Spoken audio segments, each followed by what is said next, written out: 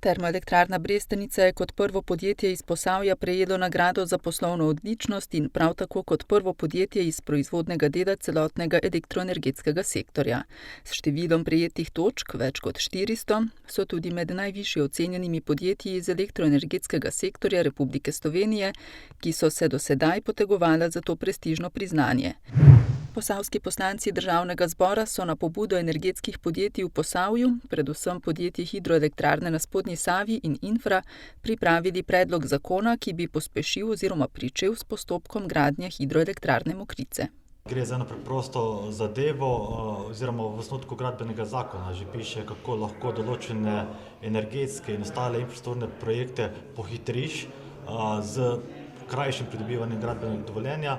To smo mi izkoristili in pripravili predlog zakona, za katerega, glede na to, da smo ga vložili po skrajšanem postopku, prvič upamo, da bo obravnavan že na marčevski seji in pa drugič, glede na sopodpise vseh poslanskih skupin razen Levice in pa LMŠ, verjamem tudi v njegovo sprejetje. S potrditvijo mandatarstva Janezu Janši so se v državnem zboru premešale karte. Za komentar razpleta dogodkov v novih okoliščinah smo povprašali posavskega poslanca Tomaža Lisca. Jaz mislim, da bo v državnem zboru več zakonskih pobud, da se ne bo dogajalo, da bodo seje državnega zbora končane v 3 ali 4 dneh. Glede na to, da je ogromno odprtih vprašanj na različnih področjih, pričakujemo, da bodo novi ministri skupaj z novimi ekipami in s podporo poslancev koalicije, pa upam, da tudi koga iz opozicije, pripravili čim več zakonov, ki bodo šli v smer ali zmanjšanja birokratskih ovir ali pa reševanja nujnih oziroma interventnih zadev, ki čakajo, da se čim prej rešijo.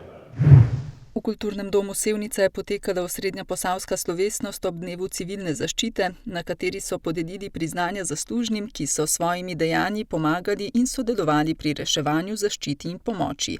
Podelili so 6 bronastih, 1 srebrni in 1 zlati znak. Slednjega je kot priznanje za dolgoletno uspešno delo pri razvijanju in krepitvi organiziranosti, usposobljenosti in pripravljenosti civilne zaščite prejelo Društvo potapljačev Vidra Krško.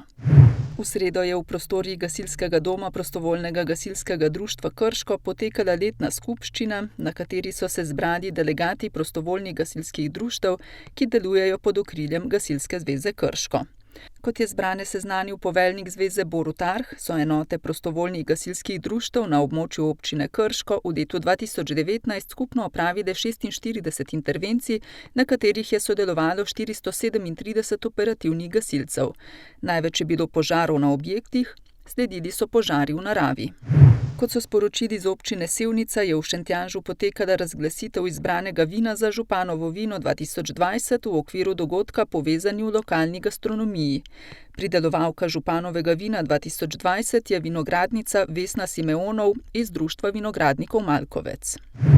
V četrtek so v knjižnici Brežice pripravili potopisno predavanje o Havajih. Gostili so Tadejo Borštnar, svetovno popotnico in nekdanjo organizatorico potovanj, ki se je za premik na čudovito otočje odločila iz ljubezni do delfinov.